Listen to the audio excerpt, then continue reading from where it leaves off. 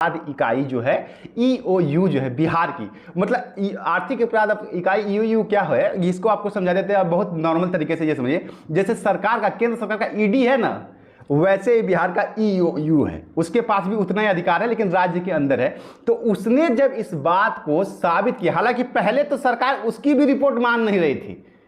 पहले तो शिक्षा विभाग बीपीएससी उसको कह रही थी कि और सबूत लेके आइए, लेकिन जब वहां पे सबूत पेश किए गए पूर्ण तरीके से तो उसके बाद टीआरई 3 को रद्द कर दिया गया। हालांकि अभी इसको पूर्णतः रद्द नहीं किया गया, मैं आपको ये भी बताता हूं, लेकिन यहां एक बड़ी चीज ये हो गई है कि ये आर्थिक अपराध इकाई जो है उसने टीआरई 2 में भी सेम इसी तरह की गड़बड़ी पाई है। और तमाम न्यूज आउटलेट्स की बात छोड़ दीजिए, जो साक्ष्य संग्रह जो है ईओयू कर रही है उसमें आपको दिखेगा कि तमाम जिलों से अभ्यर्थियों को, जैसे झारखंड में टीआरई 3 में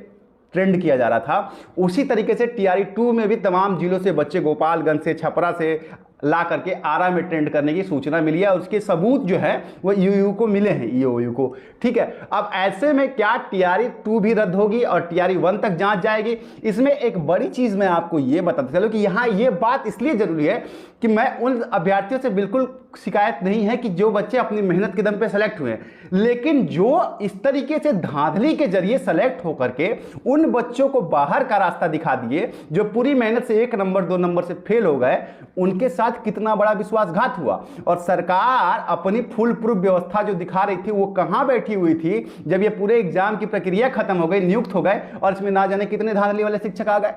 अब इसमें जो बड़ी चीज है, आप लोग जो लगातार पूछे कि इसमें क्या हो सकता है, क्या टीआरई 2 भी रद्द होगी, क्या टीआरई 3 भी रद्द होगी, क्या टीआरई 1 भी पूर्णतः रद्द हो जाएगा, पूरी प्रक्रिया। अब इसमें जो यह है कि 2 चीजें हैं, कुछ साथी जो है ऑनरेबल उच्च न्यायालय में इस मामले को लेकर के, वो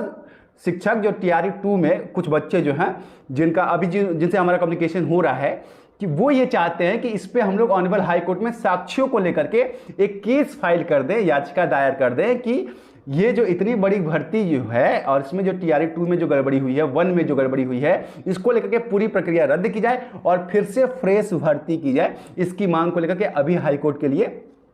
बहुत सारे साथी अप्रोच कर रहे हैं और आप में से भी बहुत सारे साथी बोलेंगे। देखिए, मैं ये कह रहा हूं ना कि देखिए, अभी जो है ईओयू की रिपोर्ट आई है, सबूत के साथ आई है, और जैसे ही देखा है सरकार ने टीआरई 3 को रद्द कर दिया है। हमें थोड़ा सा वेट करना चाहिए क्योंकि जांच जारी है ईओयू की, और जैसे ही जांच में टीआरई 2 के पुख्ता सबूत मिलेंगे और जैसे ही इसे पेश किया जाएगा, फिर सरकार की मजबूरी होगी कि इस एग्जाम को रद्द करना ही पड़ेगा। अगर तो हमें, इसलिए मैं आपको बता रहा हूं कि थोड़ा सा वेट कीजिए, रिपोर्ट आने दीजिए, फिर उसका सबूत लेकर के आप हाई कोर्ट में जाएंगे। जब सरकार की अपनी संस्था का, आर्थिक अपराध इकाई का सबूत करके जाइएगा, तब आपकी बात ज्यादा सुनी जाएगी। अब यहां पर एक और बड़ी बात आपको बताता हूं कि टीआरई 3 के रद्द होने के बाद अब इसका एग्जाम का प्रोसीजर क्या होगा, क्या फिर से भर्ती आएगी और आएगी तो कब आएगी? अभी कुछ नहीं आने वाला है,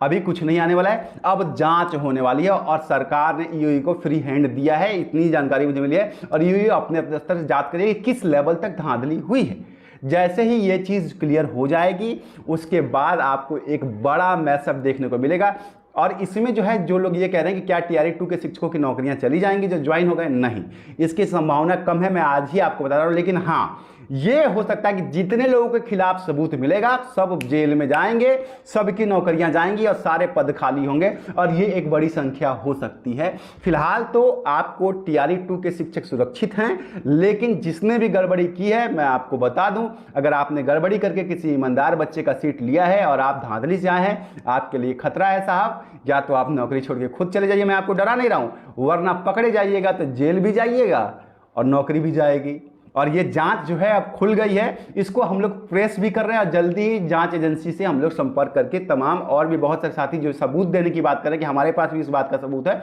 तो आप लोग जो है आर्थिक अपराध इकाई को खुद भी सबूत दे सकते हैं। फिलहाल के लिए आपको थोड़ा सा पेशेंस और रखना पड़ेगा। जो साथी हाई कोर्ट का अप्रोच कर रहे हैं, देखिए हाई कोर्ट में एज एन एडवोकेट हम तो आपको बोल ही देंगे कि आइए केस कर लीजिए, आपका फायदा ही हो जाएगा, लेकिन हमारा थोड़ा सा नेचर ऐसा नहीं है, क्योंकि अभ्यर्थी जो है बड़ा मुश्किल से 2-2 रुपया चंदा इकट्ठा करके 100-200 हज़ार इकट्ठा करके आता है, फिर उसकी लूट नहीं होनी चाहिए। इसलिए थोड़ा सा आप लोग रुक जाइए, ईओयू का सबूत आने दीजिए, आर्थिक अपराध इकाई का टीआरई 2 का सबूत फाइनल हो जाने दीजिए कि क्या क्या सबूत लेके आती है। अगर आ जाएगा तो आपको 1 पैसा नहीं देना पड़ेगा, उस सबूत के बेस पे हम हाई कोर्ट में आपके पक्ष से याचिका दायर कर देंगे। बस आप लोग 4-5 लोग जो हैं अपनी तरफ से याचिकाकर्ता बन जाइएगा, पैसा वैसा का टेंशन छोड़ दीजिए, जनहित में हम आपके लिए कार्य कर देंगे। फिलहाल यही आपके लिए जानकारी है, कि टीआरई 3 रद्द हो गई। आज कब हो रहा है इसको लेकर के मैं आपको जल्दी ही बताऊंगा, क्योंकि शिक्षा कमेटी की बैठक होने वाली है होली के बाद। जैसे ही हो के वहां से क्या निकल के आता है शिक्षा विभाग की, उसके बाद हम आपको आकर के बता देंगे। तब तक के लिए होली मनाइए, एंजॉय कीजिए, मिलता हूं। और होली अगर बीत गई है आपकी तो थोड़ा सा आप नशे से बाहर आइए और अपने कैरियर पे ध्यान दीजिए। मिलता हूं, प्रणाम।